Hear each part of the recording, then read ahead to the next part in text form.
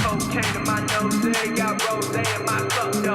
Started climbing my phone, she got me locked in on cup though. Cocaine in my nose, got rose in my cup though.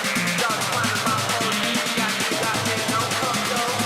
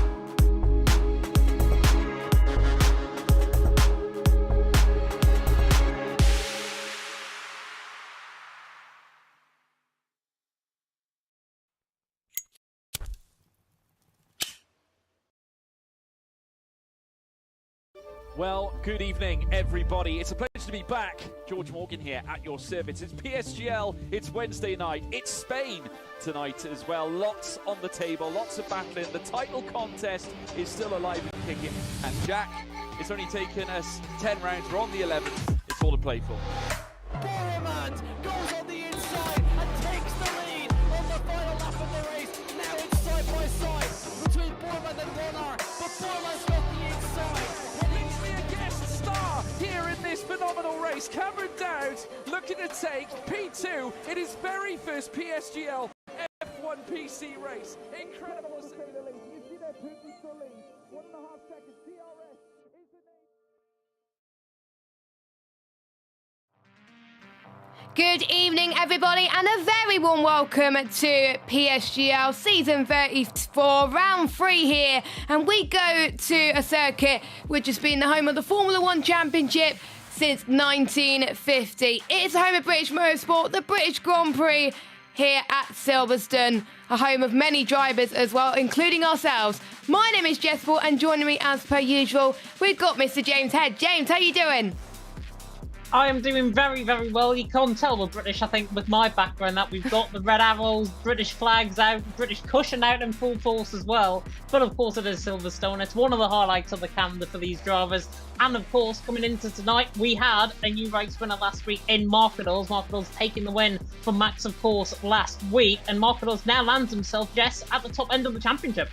Yes, Markadals, I would say, redemption after the first round, because in round number 1, he did take the win, but it got removed by the stewards. This time, he took the win, he did nothing wrong, so he kept the win, and rightly so. What a very clean drive for him as well throughout Bahrain, and to be honest, one of some really great races in PSGL history, but we got some stewards results to take care of. One thing you probably noticed, Jerry Van Bussel got a 5-second time penalty with a collision with Nando on lap 27, turn 10. That was right towards the end of the race. That demoted him for quite a few places down to 4th place.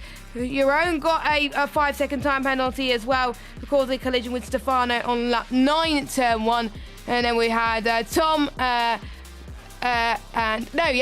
Ryderdale got their 3-second time penalties removed, and Bradders have got a 3-second time penalty for his incident as well. That is it though for drivers' incidents. What does that do with the standings? Well, as Jane briefly mentioned, Markadals leads by 6 points over Bradders in P2. Bradders did not have a good result last time out, in 17th position, which is not ideal, but he has a point to prove today because he won here around this track in Challengers. And then we got Kazizel and Max in 3rd and 4th. They're on 12 points, but Max is not here tonight. He can't make it. Wiener can't make it either, but he's on 10. Then we got Nando, Jay Van Bussel, Black Box, Yossi, Ryderdale making up your top 10. But yeah, I have to say a lot of drivers looking very good this week to take the win.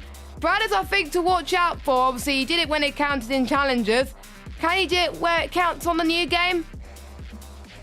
Potentially, so he had the form, I think, going into challenges as well. He won that race, I think, by 4 seconds in the end, and it was a dominant win, don't get me wrong, but it was on the previous game. So the transition from the previous game, from challenges, now onto the new game at F1 23, will pose a bit of a task, I think, for everyone. It is Silverstone, though. Anything can happen in terms of the British weather. It says on my laptop at the minute that it's 15 degrees and it's raining. Luckily, though, it is not raining out on track, I can report. It is all dry, for now, at least, in terms of the racing, in terms of the action. And, of course, I mean, looking at the standings as well, Jess, Kian, last year's Max, actually, last year's defending champion, all the way down in 4th position at the minute. He has had a very good start to the season. Obviously not here tonight. He's going to put himself down on the back foot potentially after tonight and going forward, of course, into the next couple of races. But from a championships perspective, it is wide open. It's still early on in the season, but as we've seen in F2 and as we've been watching F2 before we came live, there could be quite a lot of action and quite a lot of drivers within about 10 seconds of each other. Yeah, so we could see a typical British weather go in around Silverstone. We saw it in real life and we saw it in F2 with the changeable conditions. Will we see it here? Well, luckily we're not seeing it in qualifying. First used Silverstone, a race back in 1948, a race which attracted a reported 100,000 spectators. Fast forward to around about 2023 now, 480,000 spectators watched this year's British Grand Prix at Silverstone. So almost 4 times the amount of spectators that we get in a Formula One race back in 1950. So that's how much it's grown and changed over the years. We are about to get started, and this is one of the tracks, James, where I know every single corner name. I don't usually refer it by turn number, I know it by corner name, but literally everyone is out on circuit apart from 2 drivers. Probably that means something that they're not telling us, or they just want to get out on track quickly.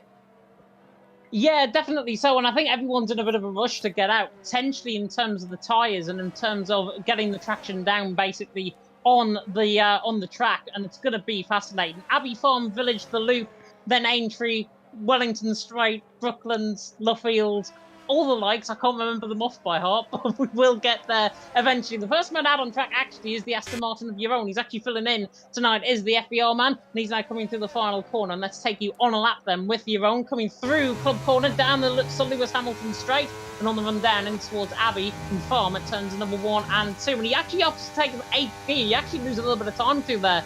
Compared to time trial, I'd take a very high 7th gear through there. Now into Village at turn 3, then into the Loop then at turn number 4, and he's looking pretty good, I've got to say, on this lap so far. Very nice on the rumble strip on the outside. Coming now through Aintree Corner, down the old Wellington Straight, named after the RAF bombers, of course, like graced the airfield circuit in World War II. We've now coming through in towards the first sector, split 27 flat in the first sector from your own, not looking too bad at all. Through Brooklands, then in towards Luffield. You sat here, I think, on the left-hand side, Jess, once upon a time at Silverstone, and you were on this pit straight a couple of weeks ago, forming a student as well. As your own now comes out and we'll get down the national pit straight in towards the right hander of Cops, the old turn 1. 2008 Hamilton and Cobalt line, and famously nearly making contact through there. Cops taken flat out these days as your own now comes in towards the most fearsome section on the track. Kvyat famously having his puncture there in 2020. He's now come through Maggots and Beckett's and then out of Chapel. Very, very on the limit there from your own. And a 101.7 in the middle sector is absolutely lightning quick compared to what we're normally used to. There are yellow flags just ahead of him out on the circuit. Don't worry about that at all. Just drivers preparing for their laps. Hopefully they get out of the way before your own gets to them. Now in toward the Vale chicane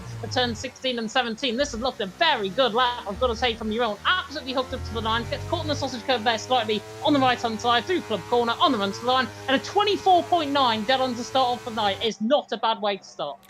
That is pretty good from him as well. Fast is everywhere so far. And then his teammate for tonight, Sangama, goes in into P1 and Jensen in the 125s there as well. Expect lap times to be even quicker around this circuit, where a track where we could see the sauce being used more than the mediums and the halves potentially as well. The top guys could potentially take the gamble as more times are going on the board. You go faster. No, you go faster, as Aurelian is the fastest man on circuit with a 24.823. 26 laps away our driver did tonight. 5.891 kilometres long, 3.66 miles, as our Challengers winner from around this circuit, Bradders, goes fastest as well. Abbey did not used to be there until around about December of 2009, where they used to make quite a lot of track modifications then as well. It used to be a different part of the circuit as well. Even Cops used to be turn 1, which I prefer because it was quite fast. But obviously Abbey's turn 1 now heading through Farm and into Village, and it's quite an iconic circuit as well. Anyone else on the lap time? We got Kaziddle, who I think is down a little bit, but we see what we could do. Oh. Nope, he's not. I spoke too soon. He's just consistent in every sector, even though he's not fast in every sector. 124.798 for the Alfa Romeo driver, which is about a few thousandths quicker than Bradders in B2. Louis, unfortunately, did invalidate his run, but everyone else has set a valid lap time. Yeah, very good lap time actually from Kazizzle. He's only 7,000th of a second ahead of Bradders. Kazizzle, of course, third in the Challengers race around here. It was event 4 in the console side for PS, certainly. And Kazizzle finished third that day too. The man who's in second at the minute in Bradders. Bradders, of course, up there. Aurelian and Blackbox also competed, I believe, along with Keane in that race. So we're getting the fair share of the who's who toward the top end of the field from the Challenger series, certainly. Kazizzle, though, out on top. Bradders there in second. Aurelian there in third. But look at the top 8. They're covered by, less than a tenth of a second. 96 hundredths of a second, I'll make that like that, between Kazizzle and Markinos. Add into that your own on 24.9, and then you've got 9 drivers covered by a tenth of a second. Very, very close indeed. Watch out, by the way, for Jerry Van Bussel. Down in 18th position. Jensen as well, not really getting a valid lap time really on the board. Ryan and Lars only separated by a thousandth of a second, but it's so close early on here in PSF1. And of course, if you're tuning in, no, you're not what me or anyone here tonight. They're going to be with you on Wednesday night for PCF1, so don't get confused with the PS and the PC sides, but it's because this is allowed on top. It's Bradders there in second, and Aurelian there in third. And let's hope, Jess, we get some really good action towards the second half of qualifying as well. First runs are done, and everyone, I think, is now back into the pit lane. Bob Rotterdale, who's now actually transferring his way in, and we've got a Mercedes coming out the pit lane. I'm led to believe it is the championship leader, Marcos. Yes, it is the championship leader of Markados, a man who did struggle at the opening half of F1 22, but started to improve game after game. And now Markados on F1 23, and he absolutely loves it.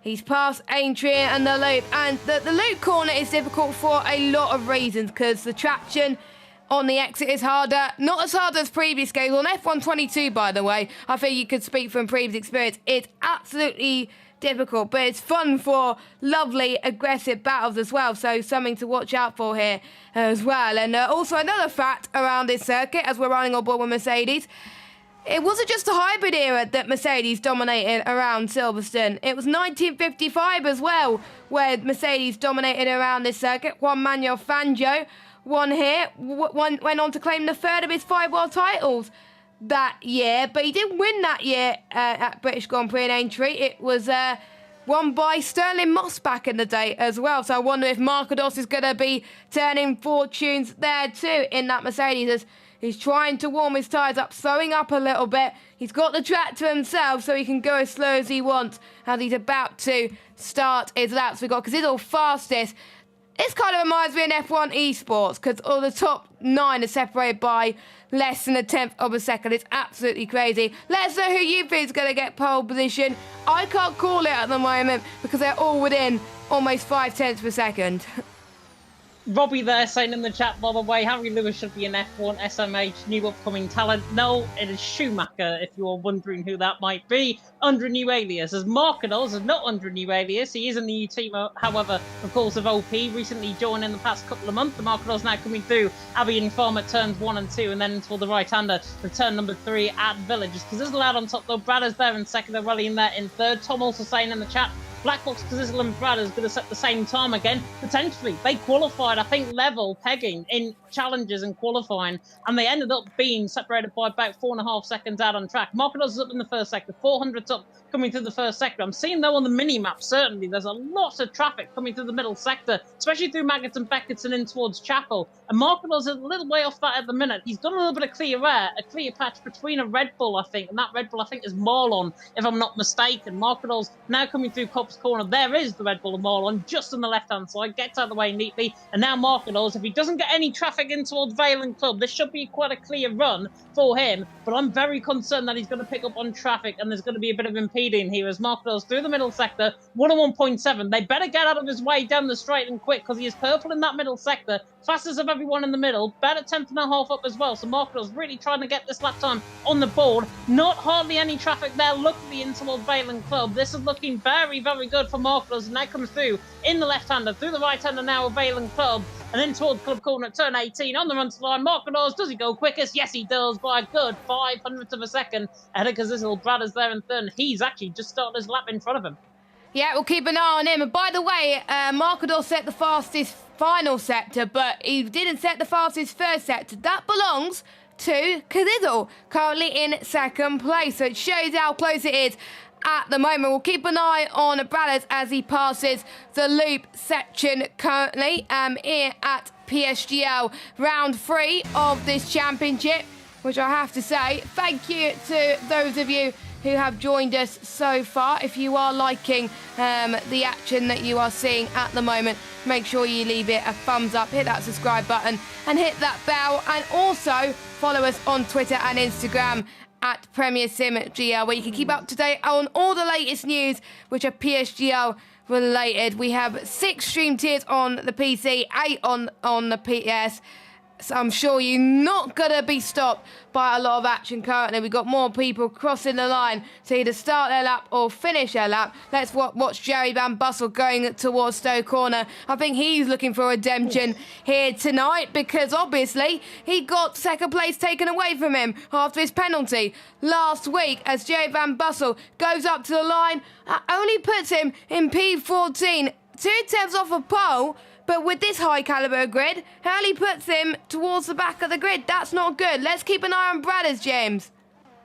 Yeah, Bradders indeed is coming through the final couple of corners. In fact, he's just finished his lap, 24.787. He's there in fourth position. Didn't actually improve, I think, on that lap. But yeah, Black Box has gone quickest. Just about to say that. On the tip of my tongue, Black Box goes quickest by 100th of a second ahead of Marquinhos. Rallying there in third. Kazizil might be the one to watch out for. He's actually invalidated, however, and there is a car off on the right-hand side of him. That's a Red Bull off, but Kazizil invalidating that run, 25 flat. It's going to be down to the final runs, potentially, for most of these guys. I think everyone has pretty much done some. Gamer also improving up to 7th recently as well. Volakongan is not on a run. I don't think anybody is on a run at this stage. No, nobody is on a run at this stage. The second runs are pretty much done. Quite a lot of invalidations. You normally see that towards the end of the session. But Black Box out on top. Marquinhos there in second and Raleigh in there in third.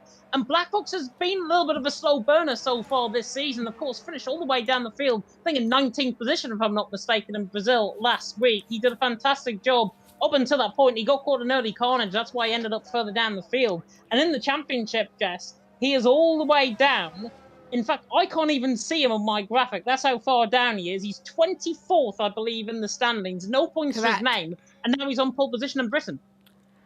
Yes, I have to say he hasn't performed to the best of his ability currently, but at least he's back in this championship and wanting to make a name of himself, and you never know, Silverstone can change that. And I think a lot of people have been asking in the questions that Silverstone is a track that they really enjoy. We even said at the beginning of the season, what tracks do they like?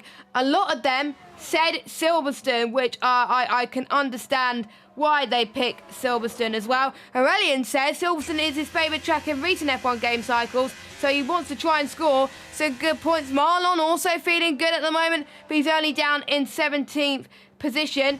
Jensen likes his track. It's a fun track, but he hasn't had much practice until a few hours before the race, which probably explains why he's in last place right now. Yossi at the moment, who's back racing, he says the track he's looking forward to racing. He'll try to finish in the top 5, but again, not much training going to this one. So it's a common theme, James.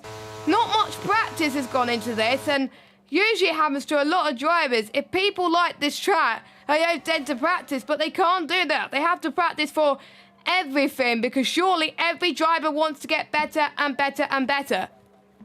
Yeah, and these guys, to be honest, run in multiple leagues, I think, during the week as well. So they have to practice for different leagues Yeah. at different times of the day. And I mean, look at the level of practice that's been put in. I know Bolokongan's put quite a lot of practice in coming in tonight. He's there in 11th. Compare that to Yossi, who hasn't done any practice. He's down in 12th. And compare that to Jensen, who's down at the back end of the field in 19th. Practice sometimes makes perfect on this game. You don't have to be a perfectionist in F1 23 to know that these guys do put the effort in, they put the time in, and it's brilliant to watch out for. Blackhawks still out on top, Markador's there in second, rallying there in third. Jensen is going to be the first man to start up on the final runs. He's coming in toward the Vale and Club chicane. Oh, sorry, the Vale chicane, I should say, turn 16 and 17. You can see his car actually on the right-hand side on the big screen, which is unbelievable. As Jensen now comes through with the Irish flag looking overloomed. Maybe the Evan and Mole support there, potentially, in terms of that. Bellingham saying he wants Dowds to win. Unfortunately, Dowds is not here tonight. It's Cameron Dowds, I think he's on about in F2. And I hope he's supporting the younger brother of the Bellinghams rather than the older one, i.e. Joby, who's at Sunderland. As Jensen now comes in towards turn 3, and then in towards Village and the loop at turn number 4, and then in towards Aintree at turn number 5. It's Black Box, Markadors, and Aurelian currently in the top 3. As Aurelian Jensen, I should say, comes down the straight, down the Wellington straight, of course, and the first sector split 27.1. Nowhere near what I've been seeing. Aurelian 27 flat, I think I saw earlier on. Jensen is nearly 2/10 off that at this best, and he's nearly off that as well. So he has a huge moment coming out of Luffield with the cloud really looming over the circuit. Jensen, he's going to get one more run in, but he'd be lucky if he does. I think there's a few more behind him now on laps currently as well. Tim being one of them, past Woodcut and heading in towards Copse Corner, which is a lot easier on this game. Make sure you turn in past the 50-metre board, so make sure that you can go flat out. You've got to nail that setter, because otherwise it can cause a little bit of issues. Currently, as my telemetry tool is not telling me who's fastest in each sector at the moment, which is very annoying, as all Tim got very squirmy going through the hanger straight, which is going to cost him quite a bit here. Heading towards Stowe Corner then for the final time potentially for Tim. And he's invalidated through Stowe Corner, which is so easy to do. Not many people are either improving or setting final lap times. Jerome has also invalidated his run. So I think it will be Ryan and Kian that will be on runs next. So we'll keep an eye on them as Kian pass into the loop and heading towards Aintree. Oh, I think, no, it's Aintree, then the loop. I always get confused as to what corner numbers are what. It's very confusing, but now he goes past the Wellington straight anyway. But we've got not that long to go until the end of the session. We've got 1 minute to go. Kian, 26.9 in the middle sector. Matches Kazidel's fastest first sector. He does indeed. Ryan, by the way, is the first man on a run, 27.2 in the first sector, looking nowhere near what you expect from the guys in top tier. The cloud cover beginning to build over the circuit, potentially a little bit colder tyres in this race as Ryan now comes through this middle sector split.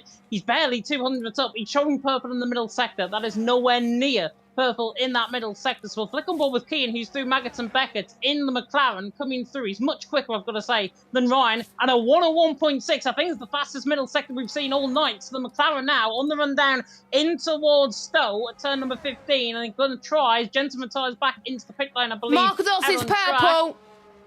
Marcador's purple as well, and he's coming out of the first sector, I think, in towards Cops. Keane now coming through the final couple of corners on the run to the line. Marcador's actually go quickest, but for how long? Because Keane's going to put him up there, and he does. He beats him. 24.7 flat. Brilliant lap by Keane. Marcador's there in second. Black Box also improving. 101.663 in the middle sector. That is not enough at the minute for Paul, but he's going to get darn close as Keane now comes in toward Bale. Now in toward Bale now at turn 16 and 17. We'll see what Black Box can do. Is this the miracle man? Do you believe in Black Box? Black Box now comes through the final corner on the run to line, and he beats them absolutely brilliantly. 24.576. Keane in second, Marcador's in third, and Wellington line goes second.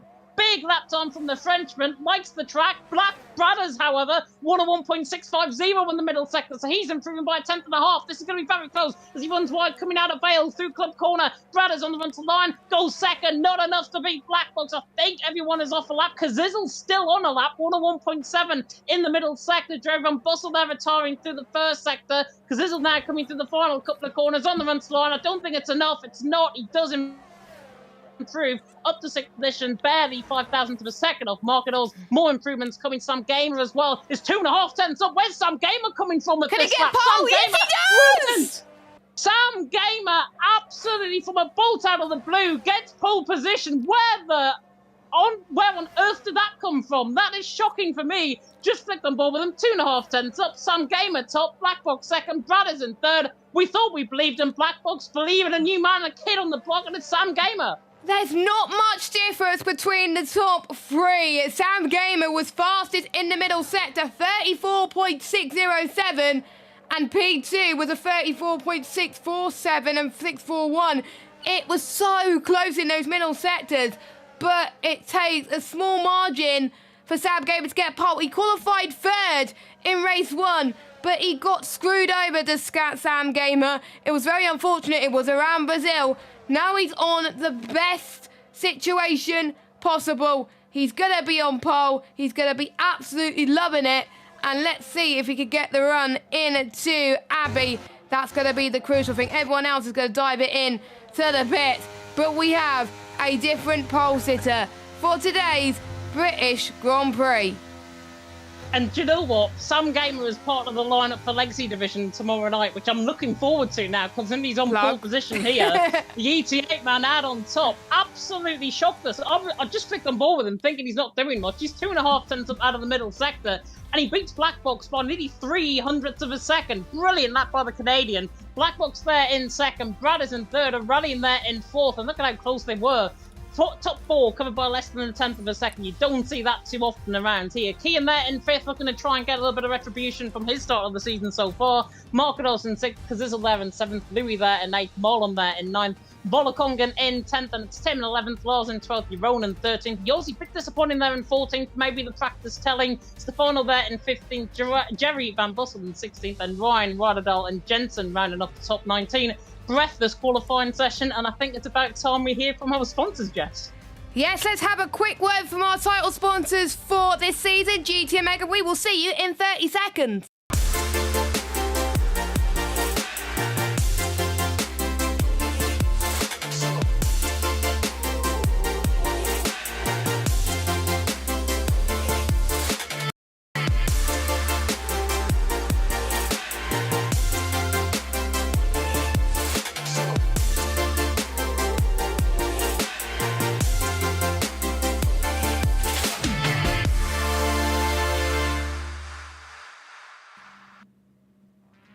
Hello everybody and welcome back to PSGL, and what a qualifying we just had. We thought that the likes of Black Box and Aurelian had it, but Sam Gamer was like, no, I'm going to change that, go 2 tenths quicker than everybody else in every sector, and he smashed it and put it on to pole position. We always like to see surprises at PSGL. I hope you are looking forward to some action around a very overcast Silverstone currently in round number 3 of the championship. Sam's only a reserve, remember, so I think we need something to watch out for him, but let's hope he can survive turn 1 this time, because he didn't last time. Well, it's flat out. As long as he doesn't have anybody on the inside of him, I think it'll be no problem at all. I think Sam will obviously rectify the issues from Brazil, come back fighting than ever. We talked about retribution with Marketals. It is retribution for Sam Gamer. That pole position just proves that. He's very quick around here. Kean, by the way, holds a world record around here at the minute in crossplay with a 1:24.5, I think it is, if I'm not mistaken. Sam Gamer, though, absolutely blitzing everyone out of the park. Dirk there saying these times are super quick, really good. Way saying madness, and Noah saying Sam my goat. I totally agree with all 3 of them So comments. close. Don't know when the... So close. So close. I don't know when the race is going to start, by the way. Oh, it's actually starting now. The 5 red lights are about to go out here in Silverstone for round number 3 of the championship, and it is... Right hand away we go, and Sam Gaming gets a very good start. Black Box alongside him as well, but Sam will hold the lead in towards turn 1 and already pulls away by about a tenth of a second. Black Box there in second, Brad is there in third. Everyone's through Abbey and Farm safely in towards the first pinch point of the circuit now at the loop. Is now Marketals down the inside line, and he's involved in contact. Marketals is involved in contact. The rallying round, Yossi round as well. Surely there might be a VSC or a safety car to VSC already. Tim caught up in that as well in the Williams, but Marketals pinch point of the circuit. I literally said it just there. on the inside line. I think he spun, if I'm not mistaken. I think it was Yossi that he spun and all that. VSC deployed out on track, and Sam Game is out on top. Black Box in second, Brad is there in third, but the first pinch point in the circuit, Jess, catches out the championship leader. And that was, I think, through farm and village as well. So easy to get your car lost through there as well, and they made a lot of contact. And Marco Loss is our championship leader. He may not be championship leader after this, as this was a very short safety car. Louis through Cop's corner, sends it down the inside, and it's up into 5th place. Louis has had a terrific start in this race, and he's had a good qualifying as well. And if you have a good qualifying, you're more than likely going to be having a good race if you don't get involved in carnage as they head towards the Hangar Straight. Marlon looking quite racy as well as we head towards Stowe Corner, but no DRS activated yet. Great to see quite a lot of drivers on the hard compounded tyres. We will get the hard, the compounded tyres. Showing in a minute, here comes Marlon as well. Cazzizzle and Bradders going side by side as well. Let's watch that. Cazzizzle through Club. Beautiful move from him, and he's up into 3rd place past Bradders. They're all quite equal on pace, which will be interesting to see. The three troublemakers of Volakonga, Yossi and Tim have come in. I think Markados might have got away with that in terms of damage. We've got a mixed bag of tyres. Most people have gone for hards. Cazzizzle has gone for the softs, which is unsurprising. At least he's gained quite a few positions. Aurelian's got on the softs, and Yossi's going to be pitting on to hards. And then we got Louis Cazzizzle's going to try and go for a move into Brooklyn's, past Black Box on those fresher rubber on softs, and he does it up into 2nd place. And bearing in mind, softs is around 4/10 quicker than the mediums, so you would expect Cazzizzle to be quick. Yeah, definitely. So, to be honest, because this is there looking like a rocket ship out of Mars on a collision course, potentially with Sam Gamer, and towards turn number 9 now at Cops. He's 5.5 tenths off him. You'll get that if you're a Queen fan. Sam Gamer out on top, because there's all second, Black Box there in third. Brad is there in fourth. Louis Valentine, by the way, absolutely jumped Ian off the restart. A rally in the side-by-side with Jensen in the foreground of shot as well, and he's actually through on Jensen, through Maggots and Beckett just before that series of corners. But interesting strategy calls, actually. Sam Gamer going for the mediums, Cazzizzle going for the softs. Clearly think that there's either A, rain on the way, or B, it's the quicker strategy. I think it's B, the quicker strategy. PCF1 showing this to full effect as well, of course, on Wednesday around here. Drivers saying, people saying in the chat about the driving silence, I completely agree. I think it was a bit hectic, certainly on the first lap. Now things are calming down. Now we're getting into the rhythm once again. Hopefully drivers will sense that, and hopefully drivers might just change it into a bit of a tactical race rather than go gung-ho into the battles and then ending up potentially with slap risks and penalties on their shoulders. There's a rallying on the back of Ryan in the mid-pack coming in toward Village and the loop, turn number 4. He's not going to get the job done. Somebody that might though, Jess, is Louis Valentine on the back of Bradders, right down the Wellington straight on the international straight. So we now come through in toward Brooklands, and Louis Valentine on that set of mediums cannot find the way through, but looks to try and get the switch back out of Lovefield. Does not get the job done, but Sam out on top because this is the second, Black Box in third. But we said that now was no certainly. Drivers might choose a set of soft compounded tyres for the quicker strategy. I said that, and Cazzizzle is 1. He's there in second. He's 3 tenths off Sam Gamer. Yes, a lot of moves being made at the moment, and I have to say, Sam playing it smart on the mediums. If you're starting on pole position, being on a quicker tyre is much more beneficial because you can really start to pull away that gap, and then later on when you're on those hard tyres, then you can really start to solidify your lead potentially as well. And I have to say, I've driven on the hards around this track before in many ranked races, and they do look pretty good to drive as Aurelian passes Ryan on those serve softs up into 13th position, and I wonder if there's going to be any threat of rain or whether it's going to stay as it is. But pretty much everyone from 1st down to 16th is in that long DRS train, which could make things very, very intense as they all head towards through Abbey at the moment. An instant where we saw Joe almost got tipped back in 2020 too, but luckily he was A-OK as well. I think Alexander Albon got involved in that crash as well. Let's hope Louis doesn't get involved in that crash as well. And other things that happened around here. In 2008, it was very wet around here, and like we saw in F2. So I wonder if we're going to see something similar here as well. Lots of things can change, of course, this race. And, of course, we could have some safety cars. We had one safety car already. We had a VSC, but let's hope they could keep the standards a lot better than they can at the moment. Through Cops Corner they come. They're within DRS range now because they're on lap 426. and they're still trying to save their battery, because this is a track, James, where they can get 70% full throttle, and that means a lot of ERS can be used, and that means ERS management, it's got to be key, isn't it?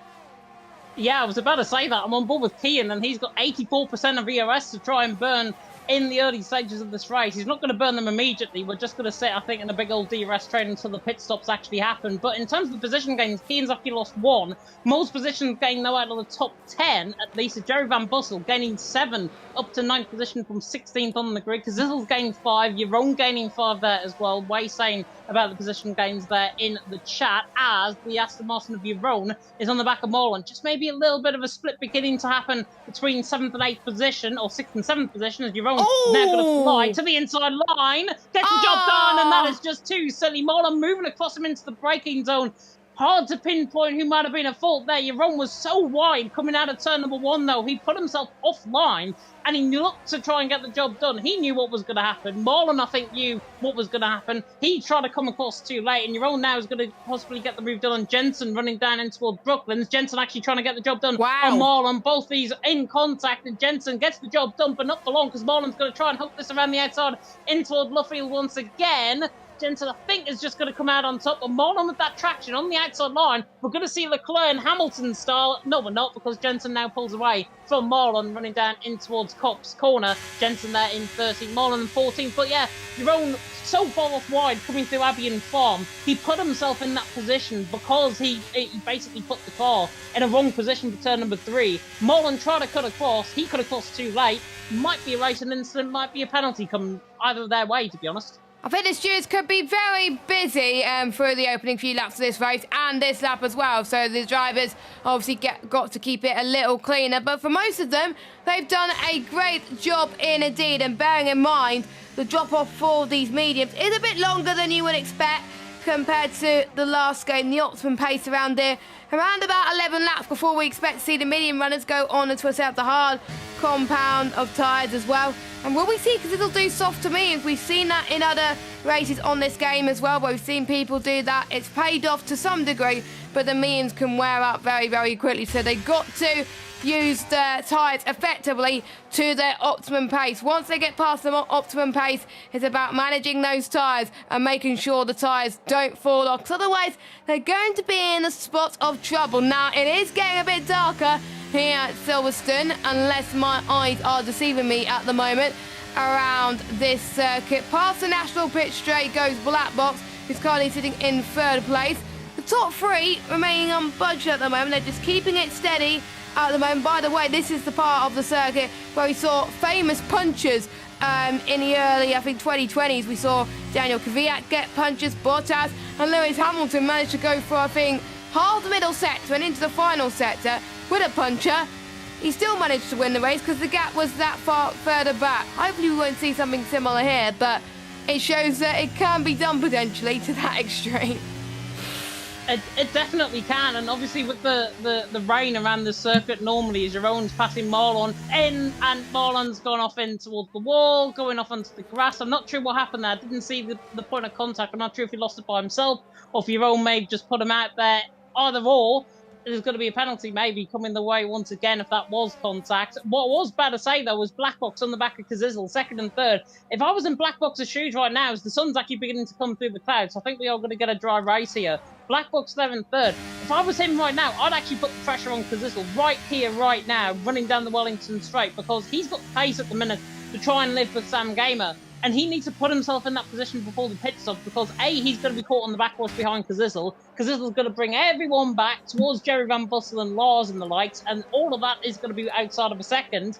And then the undercut comes into a fray, and then you're playing catch-up once again. So Black Box there in 3rd. If I was in his shoes right now, I'd really go for this move. Kean the same as well on the back of Louis Valentine. He's on that set of hards, looking pretty comfortable. I've got to say, on 95% of ERS, there is a yellow flag, and there's Moreland again round coming through Luffield. So that's unfortunate for him. Maybe just overheating the tyres after that incident. Moreland putting pay to his chances in this race. But Sam Gamer leading, Kazizel 2nd, Black Box 3rd, 3rd. Black Box is not close enough to Kazizel this time around, but everyone's sitting in a big old DRS train, really at this stage. Looking through the chat as well, plenty of people actually questioning some of the driving standards. There's a bit of banter going on. Alex the G's not coming out with any puns so far at this stage. I did see his Baguetto one that was used a little bit early on, used last night, which was used again in this one. Talk about trying to turn your puns into something else and trying to take it out of context, Alex. But some came out on top. Sizzle second, Black Box there in third, and no moves happening so far in the British Grand Prix. Everyone just sitting pretty ready for the pit stops. Yeah, it's a bit quiet at this stage, and I think the most important thing to watch out for will be the tyre drop-off, which on most circuits, the soft tyres is quite early, but around Silverstone, due to the fact that they're running the lowest tyre compound possible, on the Pirelli range, that means they can last their tyres a bit longer. The tyre wear around in degradation is not too bad as well, one of the lowest on the Formula 1 calendar, so again they can stretch it a little bit. There has been a few games where you could get the hardest compounded tyre available for the entire race, but obviously you will have to do that as well. But it depends on what tyres you go on to. It depends on what tyre wear affects them, because for some tyres it doesn't last long at all, but for softs it lasts a bit longer here, but it does depend on whether they're on optimum pace or not. They could be struggling even though we say that they're not, so there we go, as some people could be struggling there. But anyway, Khalil heading towards the final few corners, and he's about 3 tenths behind Sam Gamer. I have to say, Sam Gamer doing a splendid job so far. Definitely the pace that we're used to seeing. I'm used to seeing him in other leagues. It's great to see him return to league racing and to PSGL as well, doing a stellar job as well, fitting in for the Aston Martins. Jensen has gone off. Jensen has gone off into the Hamilton straight. Left side end plate damage as well.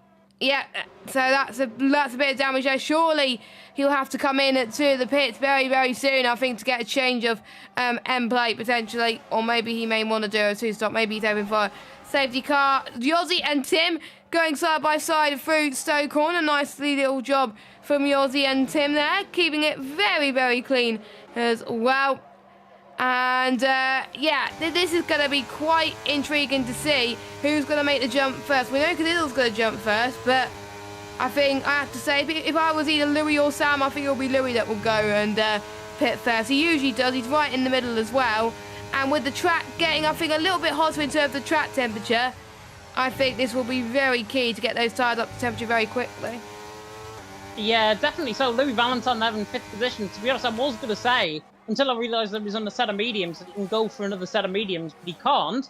So I would have said he could have put it in the same time as Kazizel. There's a move happening further down the field. Championship leader Markedos currently outside of the points at the minute in 13th position, now ahead of Yaron, passing them very easily down at the straight there in towards Stowe. Very much a job done for the OP man. He's got 1.6 seconds to catch on the back of Ryan. Everyone taking a bit of a plum in terms of the DRS train at the minute. There is a split happening between Stefano and Lars at the minute, so 8th and 9th position could be where the split is potentially going to happen. Kazizel, to be fair, he's not really doing much for the tyres. He's on 91% of ERS coming through Village and in toward the loop.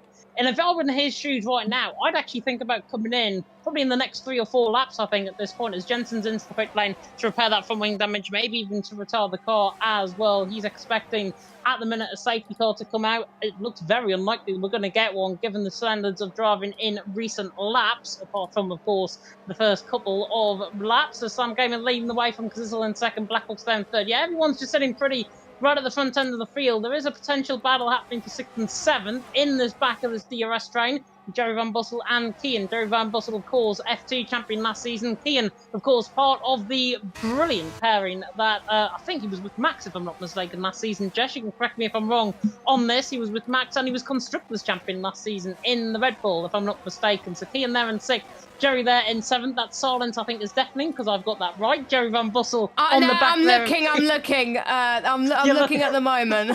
I think they were together, but I believe they were in the Haas, not the Red Bull. In the Haas.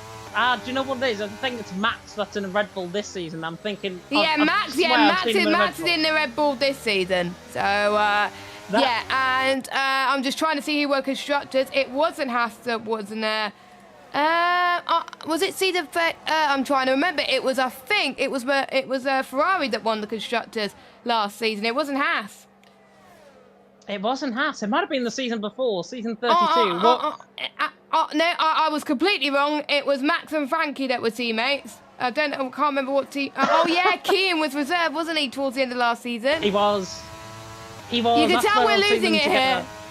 Oh God. Well, tell you somebody that's not losing it though. It's Rodadal getting the move done on Stefano down in towards Brooklands, gets the job done in the McLaren. He's through and he's into 9th position. Jerry Van Bussel on the back of Keane as well, very close to contact there. Going on the exit of the love field, just in the foreground of shot. But Rodadal getting that job done. He's inside, of course, former NLR man, now part of the TF10 team. He's doing a good job at this stage. Way saying that in the chat, Max isn't here. Yeah, we know he's not here at this stage. I was just trying to point out the bit of the fact. Frankie as well. Yeah, well, not sure where he's gone at this moment in time. I think he might be on PC, if I'm not mistaken, is Frankie the last time I heard from him. Kazizel now nearly dropping outside of a second to Sam Gamer, though, in the meantime. That might mean Kazizel could make a break into the pit lane this lap around. We'll see if he dives right into the pit lane. Rain's still not falling on the circuit. It looks like it's going to be overcast for the majority of the race, but Kazizel now beginning to lose time. This is where the crossover period becomes between the mediums and the softs. However, totally off stuff, Jerry Van Bussel is into the pit lane. Right And down Aurelian. in 6th or 7th position. Aurelian into the pit lane, I'm not surprised, but Jerry Van Bussel into the pit lane a little bit earlier than what we have predicted. In for a set of medium compound tyres. He was down in, 7th position behind Kian before these guys come in the pit lane. Now remember, it's a slower pit lane around here on this game. He used to be 50 mile an hour, now 37 mile an hour on this game. And Jerry Van Bussel diving out of the pit lane. His black box is going to get the job done on Kazizel. I talked about the tyres going off, and is he struggling, or has he got maybe something wrong with It's his the setup? I don't know crossover. what's It's a going on. crossover, James. It's the crossover between the softs and the mediums that I was talking about as well. We were thinking when was a crossover point as well, and it is right now. The optimum pace was only about 8 or 9 laps, and Kazizel did a great job to get those tyres lasting optimal for that long for him. So he must be managing his tyres right and saving it. But now everyone is trying to catch up to Kazizel, and the pace is definitely falling off him. So it's definitely, I think, tyre degradation more than anything else, I think, for him. But Brad is going to breeze past. But I think that might be more of a problem for him, because I thought Kazizel will be fighting him, or maybe Kazizel potentially could come into the pits right now. If I was him, I would come in, because the likes of Aurelian came in. So yes, Kazizel is into the pits. Let's keep an eye on Aurelian, because he was on the soft compounded tyres, and I have to agree, James. I don't get why Jerry Van Bussel went on, didn't go on to the mediums a bit later. Your own 5-second penalty for speeding in the pit lane. This won't be the last one we see. It's going to cost him as well, because Marlon, I think, he's not going to troop into the pit lane this lap around, but Jerry Van Bussel is going to be there or thereabouts with Kazizel coming out the pit lane. He's going for this big undercut that I talked about, certainly, in my strategy notes. Jerry Van Bussel going for this big undercut. Kazizel's coming towards the end of the pit lane. This is going to be extraordinarily close on the exit of the pit lane. I think he's going to be ahead coming out of the pits. There's Jerry Van Bussel, there's Kazizel, and Jerry Van Bussel is ahead of Kazizel. So I got that one right. Jerry Van Bussel now ahead. Undercut strategy on, and now he's in the net P2 in this race. He's right on the back, of course, of Marlon. 3.9 seconds the gap. He's got clear air in front of him. This is the time now, and I'm going to use Alex the G's pun for this one. It's Jerry Van Bussel now, not Jerry Van Bussel. I have to say, if I could think of a better pun duo, it'll probably be you and Alex, James, as well.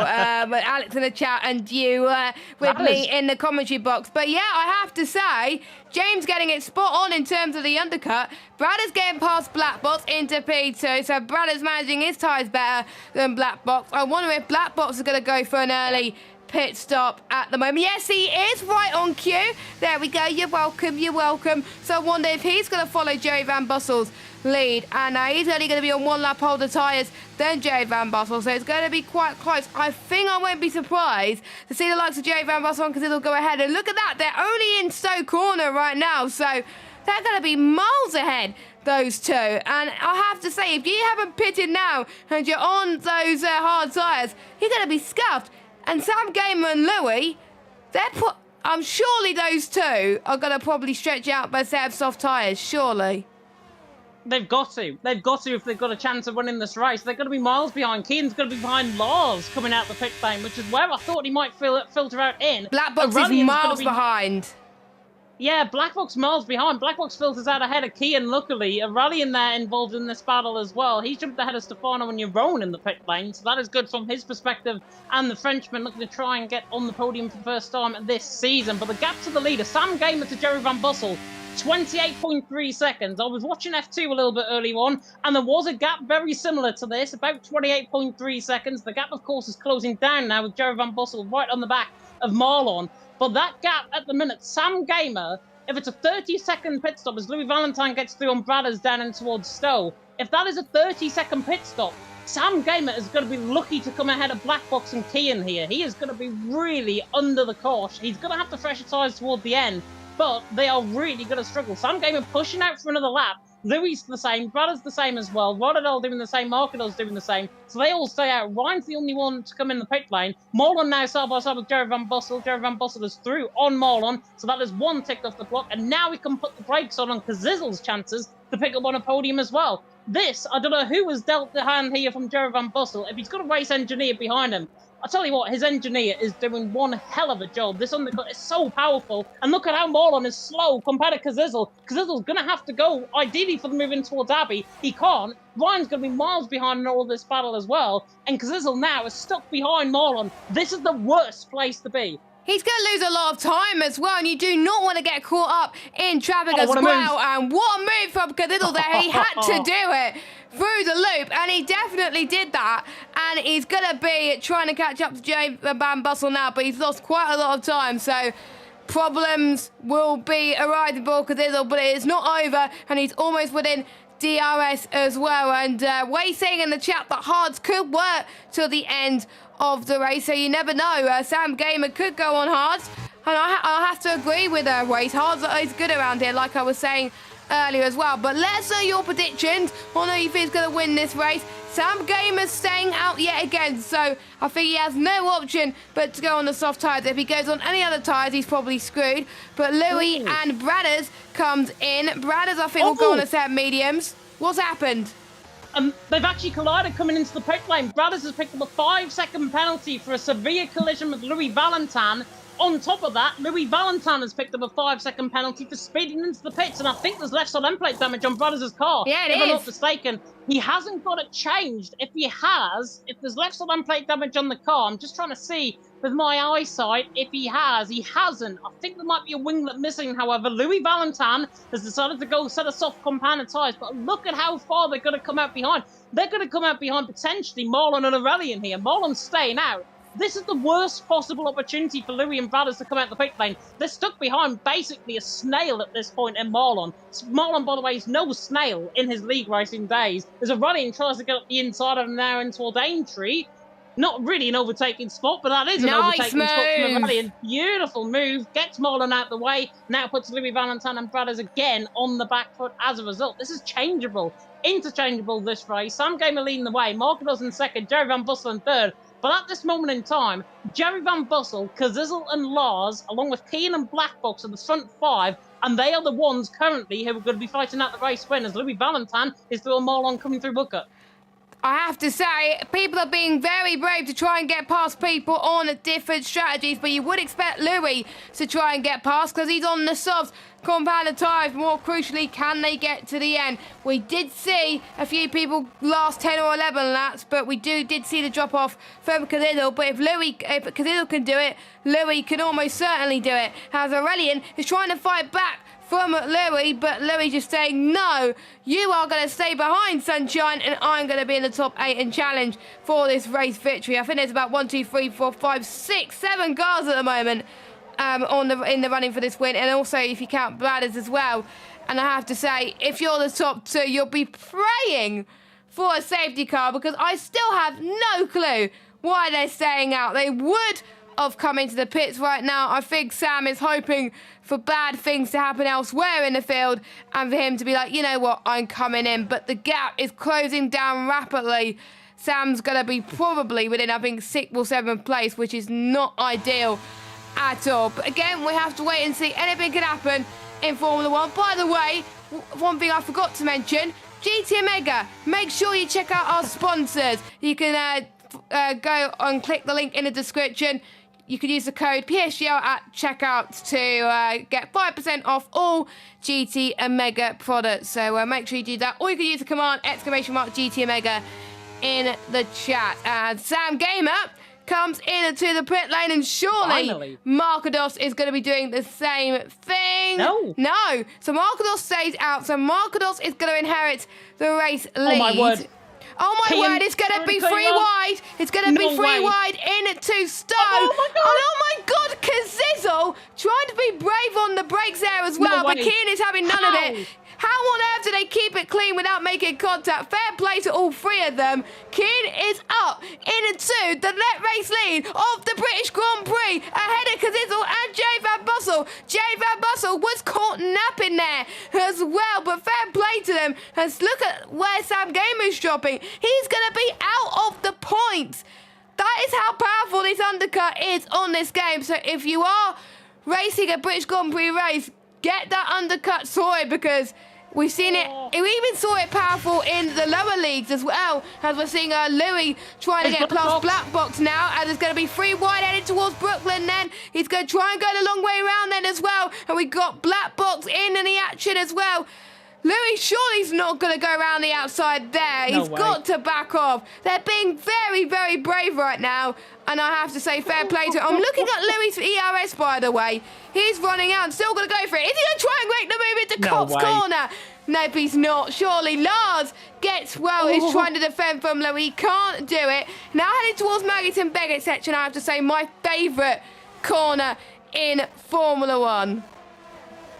Definitely so. Can we just take it back to what Kian did? He absolutely parted the Red Sea. Yes, he moved across three wide. And now, speaking of the which, three wide down the straight as Louis Valentine is going to get the move done now around the outside of Lars. Surely in towards Stowe. He's got one. He's surely, sorry, it's Bradders, I should say, on Louis Valentine. I was going to say. Live on the set of mediums, the Alpine coming around the outside into a Valen Club, and Louis Valentine's getting involved in this as well. Up to the inside, the Frenchman gets through on the Dutchman. Brilliant stuff from Louis Valentine. The elbows are out and the guns are firing here at Silverstone. Kian leads the way, Kazizzle second, Jerry there in third. While we've got a little bit of calm in the race, Kian, three moves down in towards Stowe. One, absolutely blitzing down the straight. Two, blitzing down the straight. And then three, comes across, I think, on Kazizzle to move him out the way and get into the net race lead. How on earth they didn't make contact three wide coming through Cops? I wish I had a better camera angle coming through Stowe. Even as Kian now leads the way. Kazizzle in second, Joe Van Bussel in third. People are saying that in the chat, saying Kian an easy win. I don't think so. I really do not think so, because Kian has got 30% of ERS. Kazizzle is on 48% and Joe Van Bussel on 46. We talked about how ERS management was very, very good in terms of this race.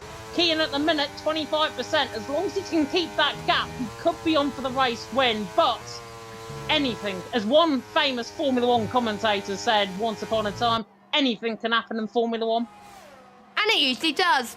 And I have to say, looking at the strategies, because it's all started on soft and he's now on mediums, as Bradders trying to get past Black Box once again into Stowe corner. Beautiful. This time he succeeded, and he could potentially get past Jay Van Bussel as well. Soft to mediums on Wednesday in PCF1 was the quickest strategy compared to everybody else. So I think that's what Kazizzle's trying to do. So watch out for Kazizzle towards the end of this race. It's not over for him, and he's got more ERS to play with. Sam Gamer, by the way, don't count him out. He set the fastest lap, and he's on a much softer rubber. We see how long Kazizzle could do.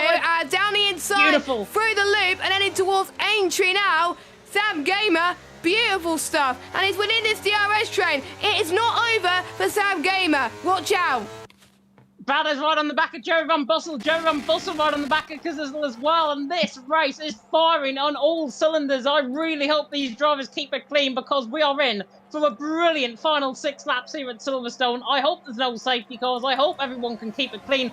That's all we want, both as viewers, as commentators as well. As Bradders is on the back of Jerry, in toward the right-hander of Cops at turn number 9. Kian though leading the way, Kazizzle in second. Kazizzle just trying to inch out a gap, 0.6 of a second coming through Cops there. Jerry Van Bussel in third, Bradders there in fourth. Talk about, by the way, in the chat about Bradders and his 5-second penalty. Yes, I think they'll get removed. Louis Valentine, I think, will get removed. I think he's forced, and basically, as Bradders, I'm going to interrupt myself, because here he comes on Jerry Van Bussel.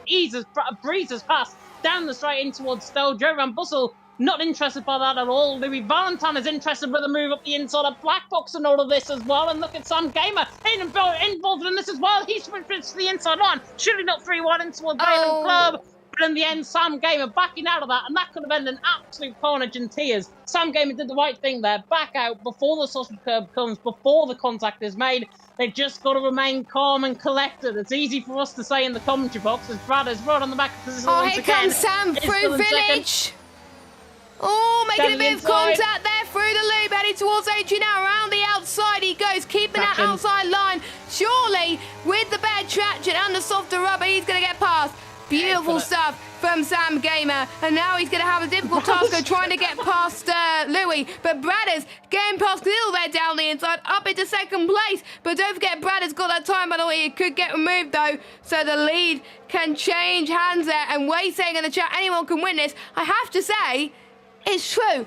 If you're within a DRS train, if you're in the top 9, you can win this. So I think everyone in this top 9 has got a really, really good chance. And I would like you to tell me in chat who you think's going to win this one, because I can't call it in the commentary box, and I'm sure James can't call it either. But we're watching this DRS train start to get crazier and crazier and crazier, and Louis on no softs is trying to get past. If I was Sam Gamer, I would back off massively here, as we can see Jay Van Bossel to the outside through Stowe. That is a beautiful move from Louis again.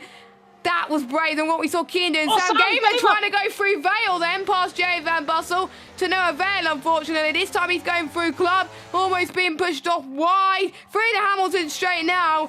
I think the next chance he's got is heading towards Abbey. No, he's not at the moment. The tyres will start to fall off soon, so he's got to make the move now. Marcador sets the fastest lap. His race is over. Through the loop, heading towards Aintree now. I think he's made the move before, and I think this has been one of his signature moves. But he can't get it done this time. What a defensive line from Jerry Van Bossel. Sam Gamer's second chance is through the Wellington straight into Brooklands. Nope, he's not going to get past unless he can find a cheeky move around the outside, maybe. Nope, he's not. So, unless he can do it now. Oh my God, Sam is trying to take advantage of Jay Van Bossel here. Going through the national pitch straight. No, not going to happen. Now, there was a bit of hitbox actually involved in that as well. The cars are a little bit further back compared to what they are on the last game on F122, and Sam actually made a little bit of contact coming through Luffield there, unsettled Jerry's car. He did the right thing, back off, otherwise that would have been a guaranteed penalty, I think, for Sam. He's right on the back, though, of Jerry Van Bossel. He's there in 5th, the Ferrari. Absolutely living this, we are, I've got to say, in the commentary box. You should see my reactions on the camera, because they are really not telling the story of this race, as Keane there leading the way from Bradders in 2nd, because this is there in 3rd. Here comes Sam Gamer again on the back of Jerry, but he can't get the job done. But look at the gaps. Top 9 are covered by, and I'm going to have the gap to the leader up 3 seconds as covering the top 9, going on to the final 4 laps of the race. Anybody can win this. Absolutely anybody can win this. As Marcador picks up the fastest lap of the race, he could be getting that extra point. He's down there in 13th. I don't think it will count, though, because it's the top 10 that do. Yeah, it's the top 10, I think, that get the fastest lap points, if I'm not mistaken. It doesn't care, though. Marcador makes contact actually with your own in towards Village in the loop. He gets the job done, albeit that thing is going to be a penalty coming his way. Is Marcador's, and how the good have fallen from Brazil. Brazil, of course, he had retribution last week in Bahrain. Marcador's there in 12th position, out of the points, and he's going to be very disappointed with himself. Marlon now banging in new fastest lap of the race as well. But Sam Gamer right on the back of Jerry Van Bossel, coming through Woodcote, now in towards Cops at turn number 9. But once again, he can't get the job done. But with 3.5 laps to go, Kian, Bradders, Kazizzle, and Sam Gamer, if he pulls this one off around the outside of Maggots and Beckett, I'll give him a 5 in myself, but he's not going to get the job done on the back of Jerry Van Bossel. And Jerry there, all out of shape coming through Maggots and Beckett, could give the run on Chapel for Sam Gamer. Is he going to be close enough? Is Louis? I think he will. Yeah, is Louis going to be close enough on the back of Kazizzle, though? Look at the speed, actually, of Louis to the outside line in the Williams. Tries to get the job done, but he can't. He might have the run out coming through Valen towards Club. Around the outside and towards Bale will be the best opportunity, and he might try this, you know. Louis to the inside line. Just about falls because there's a lot of track. It's job done, and Kazizzle drops back behind Jerry Van Bossel. Sam Gamer! He's trying to get past Kazizzle. Oh, they make a bit of contact through Abbey. That that was almost a through goes Lewis Hamilton moment. Sorry to cut you off there, but Sam Gamer up into 5th spot, and he's got to get past Jerry Van Bussel now. He's in a prime position to win this race, and those tyres will start to fall off quickly, but he's a little bit further behind. Jerry Van Bussel has got the straight line speed of dreams. Black Box gets past Cazzizzle now. Cazzizzle is struggling on those medium tyres, it looks like, so it may mean that the drop-off might be a lot earlier than we would expect, and I think watch out for Louis, as I think Jerry Van Bussel could close up anytime soon as well. Grab your popcorn, ladies and gentlemen. We're on lap 24 of 26. Kian is leading this race. Brad is in P2. Louis in 3rd. Bearing in mind, they do have time penalties, but we might see those time penalties get removed. It does depend on what the stewards like to say as well, and I think from experience around Silverstone on F123, I think we're going to see some late moves in the last lap. No safety cars though, it's too late for that. All it's going to be is a sprint to the finish. Is it going to be Kian, Bradders, Louis, Jerry, Sam, or Black Box, or even Cazzizzle that takes the win? But don't count out Lars or Aurelian as well. Marcos is on the soft tyres. It could be getting the point. Sam Gamer is going to be launching an attack maybe on Jerry Van Bussel. Through towards Abby then. He's got to be right on the gearbox to try and get past at the moment. We saw him going through in the loop before, but he's not going to do so. He's being very cautious. We don't want to see... Oh, my God. That was a late move from Sam Gamer. That almost ended in tears. Luckily, it didn't. And in towards Wellington Straight. Not much space, I have to say, has been given at all. And there's Black Box right on the back of Sam Gamer as well. Would not be surprised if he's got a little bit of damage as a result of that as well. Yeah. The Canadians connection just dropping slightly as well. Black Box forced off wide coming through Brooklands. Black Box is not going to be happy. Somebody that isn't going to be happy though and is going to be fuming is Cazzizzle. Cazzizzle is going to be absolutely livid in that Chazoo cockpit right now. He's there in 7th. In the Alfa Romeo, but Tom's comments, I think, are not going to do him justice. I know Cazzizzle quite well, and I've commentated them since he started off his league racing career. Rodadol's got the job done on Stefano, coming in towards Cop's corner, so that's a nice move there up to 12th position for him. But Cazzizzle is going to be absolutely livid in that cockpit right now. He is going to be fuming right to Big C's office. I guarantee you this right now. As we go on towards the final lap of the race, it is anybody's race. Brothers and Louis penalty, by the way. We do not know if it's going to get removed. I'm under the impression that both of them will get removed. This is why it is all even Stevens basically now out on track as Kian leads the way. To think that Kian has been out of the points in the first 2 races of the season. He finished disappointingly last week as well, but now he's on to the final lap of the race and takes the lead of the race, going on to the final lap through Abbey and through Farm. But I think Bradders, his first attack is going to come in towards Village. Is he going to try and get the job done in towards Village? No, he's not. He's going to wait until the Wellington Straight, and everyone now calming down and behind, just waiting for the calm before the storm. On the final lap of the race, here is Kian leading the way from Bradders in 2nd. Louis Valentin there in 3rd. Everyone just getting spaced out. It's all going to happen down the Bradders going to go for it into Brooklands. Nope, he's not at the moment. And bearing in mind, Bradders is not sure he's going to get that penalty removed either. So he's still got to fight as if his penalty is going to get removed. Because if he does, he'll get his 2nd win of the season. But if he doesn't fight with Kian, we can see our 3rd different win this season. Bradders trying to go for a move into Cop's corner, but Kian puts his car in all the right places, and he stays in the lead for now, heading towards Maggots and Beckett for the final time today here at PSGL PSF1. Tim getting past Yossi. They're having a nice battle in the background as well. And for the final time through the hangar straight, here comes Bradders to the inside through Stowe. Can he get the job done? They make a bit of contact. Kian trying to go for the switchback as we head towards Vale for the final time. This can be a photo finish, but Bradders takes the lead from Kian. But on track, Bradders will win, but at the moment, provisionally, Kian wins in Silverstone, Jerry in 2nd, Sam in 3rd. And we got Black Box, Lars, Cazzizzle, Aurelian, Marcados, Bradders, and Louis. But obviously, we got to keep an eye on if any of those penalties will get removed. What a race. What a race. It started off a bit dirty, but it was a lot cleaner towards the end. So they must have followed our lessons there. But it is all very provisional, of course, because we don't know if the penalty is going to be removed. But for now, all we know, Kian has won, and we got to crown him that. Well done to Kian. Amazing job. Yeah, definitely. So Kian first first TF podium as well, I believe, as well as Jensen's AI smashes into the back of Marlon coming across the line there. But Kian, there winning the race.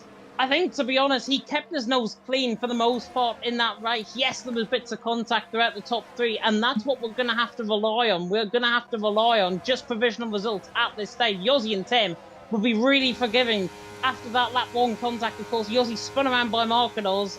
Tim ended up down there in 19th. I don't think he even got a mention, did Tim, in that race, which is unfortunate. Down there in 19th. Everyone finished as well under their own volition. Drive the day, all about the in-game fans. Yep, Joe Van Bussel, I think, to be honest, definitely deserves it. Very good drive from his perspective. But to the top step of the podium for now, provisionally, is Kian. However, Jess, I think that top 5 and even in the top 10, I think that is going to change quite a lot. Maybe on the same level as we saw with Brazil and the results that they changed. But it's the Dutch flag at the top step of the podium for now. It is Kian out on top. His first points of the season. And my word, does he absolutely deserve them? Deserves the race win. And Kian, for now, is your race winner. But I have a feeling there are going to be slightly more instant. Yeah, I have a feeling it's going to be more instant reports than last week. I think no matter what happens, Kian is going to be on the podium no matter what. I think he's kept his podium, but whether he's going to be P1 or P2 remains to be seen. But it could all change at a drop of a hat. But it's not up to us, it's up to the stewards. We can only report on it, but we will report on it next week. But let's go through your results then. Provisionally, of course, Kian wins from Joe Van Bussel in second. A Talent Factory 1-2, a Dutch 1-2. Sam Gamer with a brilliant result in P3. Black Box in 4th, Lars in 5th, Kazidal sit Aurelian in 7th, Marquinhos in 8th. And does he take fastest lap? Nope, he doesn't, I don't think. Then we got Braddock in P9. And then we've got Louis in 10th. Then we got Ryderdale, Ryan, Stefano, Jerome, Marlon, Jensen, Volacong, Yossi, and Tim. And for the first race I ever commentated on this game, every single driver has finished the race. So well done, everybody. And on the lead lap, Tim got the fastest lap on the final lap as well. So well done to them. But redemption it's a season of redemption, isn't it? First we saw Marquinhos being redeemed in Bahrain last week. This week is Kian. It is Kian, and to be honest, he absolutely deserved that. As you say, I think he's going to be on the podium regardless. He did a fantastic job, I think, in that race. Do you mind, Jess, if you ask the drivers if they want a few interviews? Yeah, we might as well. I'm trying to get it on my phone, but it's very, very difficult right now. But hopefully we could try. We had nobody last week, which was a bit frustrating, not gonna lie. But I've got you, it's fine. I was trying to type on my phone and trying to keep the stream open. It's very difficult, but Kian drove very well. Sam Gamer drove very well. Lars in 5th place. And by the way, the difference between Lars and Kazidal was a 0.79, which is insane. Same with the rain as well. So that was a very intense battle towards the end in terms of penalties as well. No rain affects the drivers as well. It has to be up there with, I think, a very strong half of the first few half of the season. Where are we next week? I believe we're at Qatar. Yeah, we are. We're at Qatar next week. One of the newest track on the game and another track that the drivers love. Yeah, definitely. So Qatar, I've got to say, is one of my favourite tracks on this game in terms of driving, certainly. We are going to hear from Kian, by the way. Kian is going to be joining us in the waiting room very, very shortly indeed. Sam Gamer is not going to be joining us, but he has, however, had a bit of a comment on saying, tough second stint, this was the best experience I ever had, and we'll keep learning more. And that is what exactly we want. We want these drivers to learn more. These are the top, but you always are going to learn something in your racecraft, in terms of your racing. Nobody is 100% perfect. There are flaws in everyone, and hopefully everyone can work out their flaws so we can produce better racing as we go forward here in PSF1. But we will hear from Kian at least. Jerry Van Bussel, I know, we've said no the last 2 weeks he's been on the podium, so I don't think we're going to be hearing from him potentially tonight either. But if we do, then... we are going to be hearing from Jerry Van Bussel.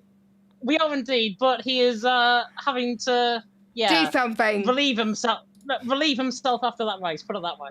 A comfort break. Should I say that? Comfort break. Yeah. Comfort break sounds better. Yeah, what you said is definitely not. But whilst wait for that, whilst we wait for the interviews, I may as well get the camera screen back up again. No, I do not want that. There we go. That's the right camera screen as well. But whilst we wait for people to join the interview room, final plug of our sponsor, GT Omega. Lovely, comfy chairs there that we've had for the past few years now. Make sure you use the code PSGL at checkout by clicking the link in the description to use 5% off all GT Omega products. Or you can put the command in !GT Omega. Follow us on Discord as well, and Twitter and Instagram at PremierSimGL. We've still got more races coming up, haven't we? We've got PCF1 as they do their Qatar race.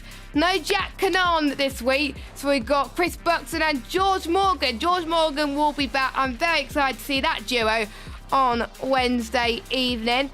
Come on, guys. Surely it's not that long before you have a comfort break. Surely.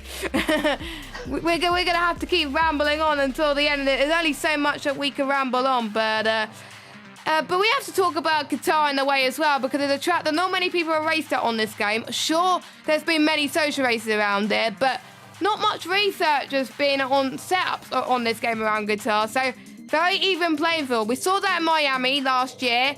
We could see it in Qatar again.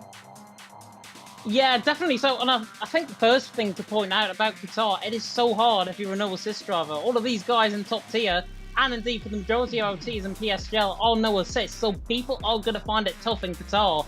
They probably learned the track. I know there was a WRL social race a couple of weeks ago around there as well. Certainly looked like it went well as well. But hopefully we get to see some really good action around there. Qatar is one of my favourite tracks to drive on this game as well.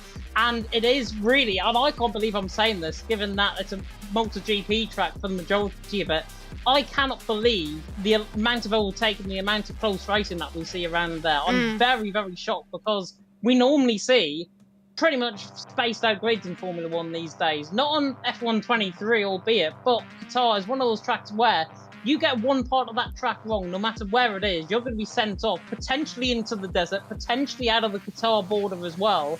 And if you do, then unfortunately, it's the track limits and everything, then you are going to be on the back foot, I think, throughout. But Qatar is going to be very interesting. And then I believe, round number 5, I'm just going to take a quick look at the calendar. It's Austria, so that is going to be very interesting as well. Red Bull Ring, of course, always produces good racing.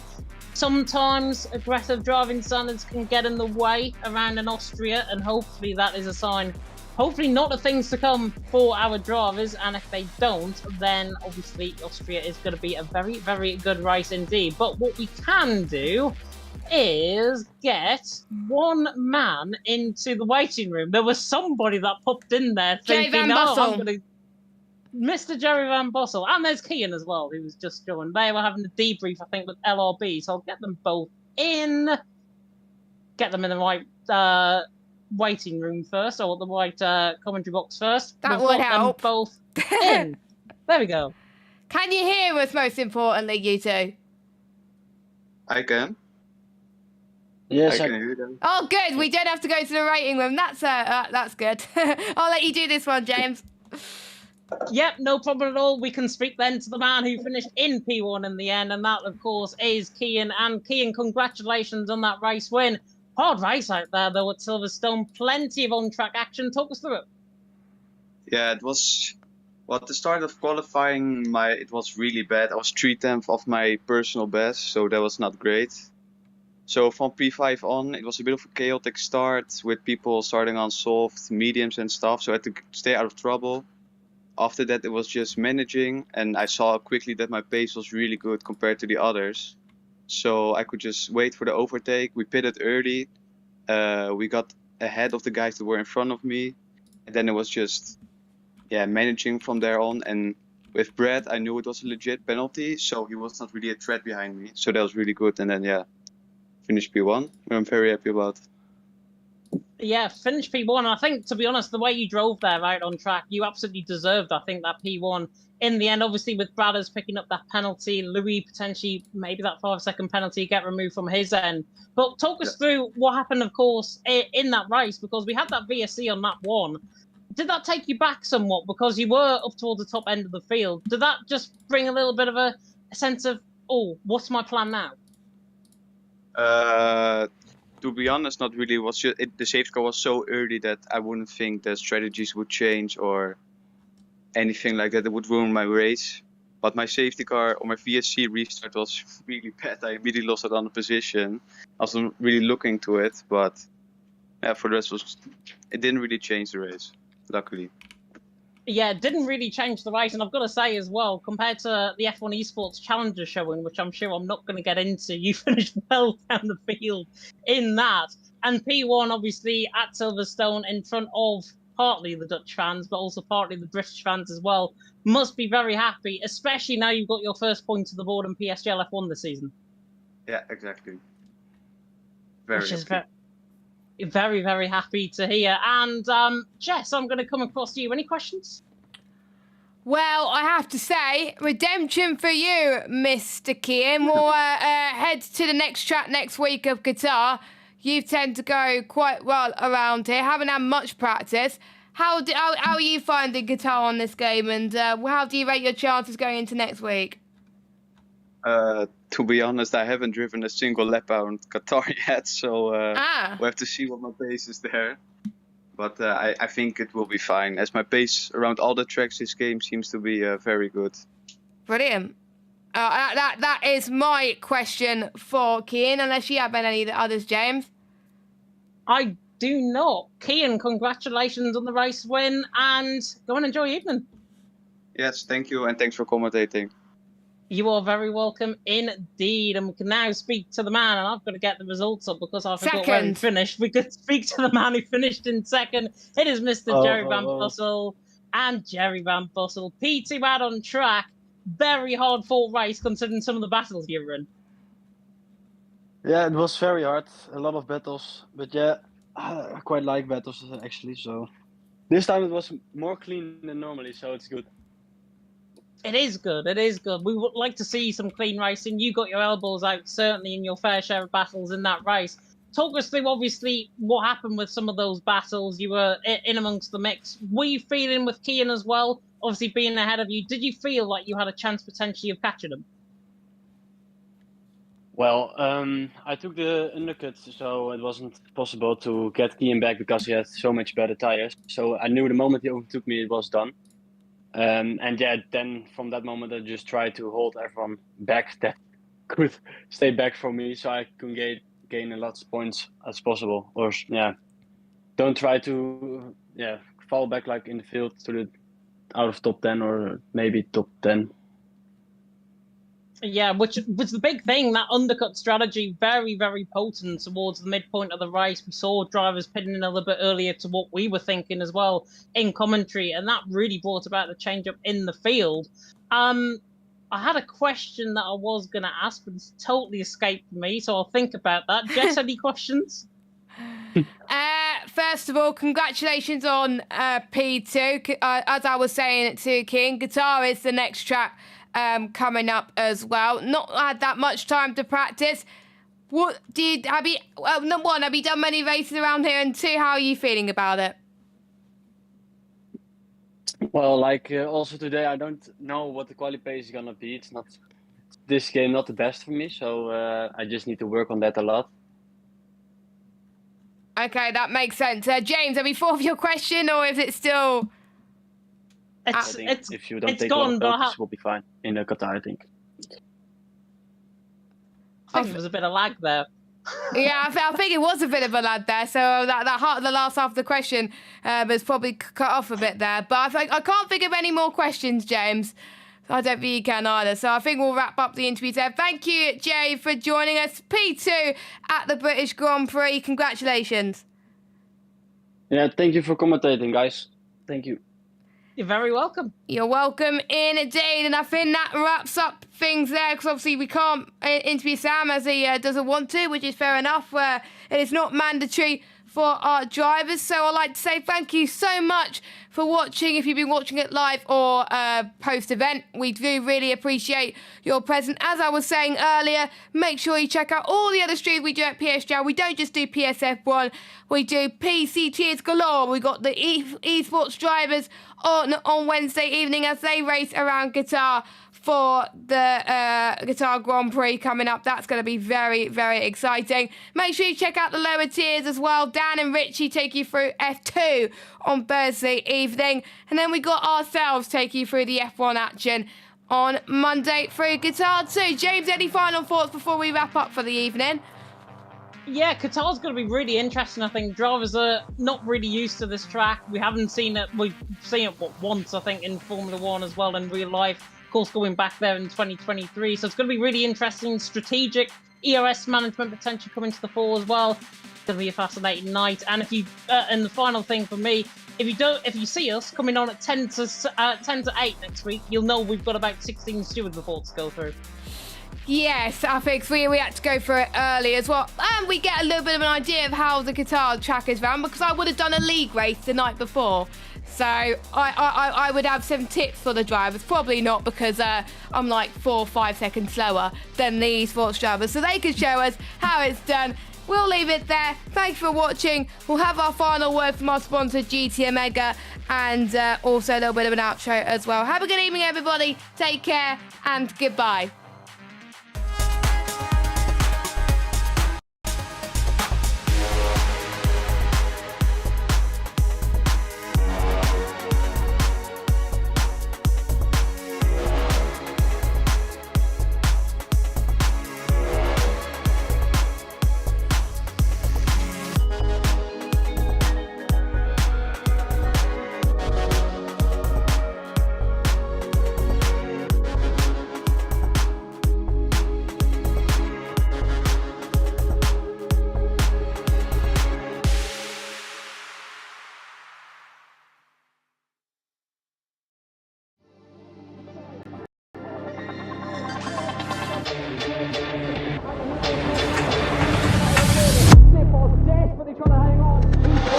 He's got the inside off here, he's through on the left hand side, hooks the apex, gets on the power nicely, and that is job done. Jarno Opmeer now to the last couple of corners now, his finest drive, his greatest drive, and he's done it at the Circuit of the Americas. He returns to the top step of the podium. Once again, the ghost is back. Jarno Opmeer wins the US Grand Prix in a stunning Grand Prix.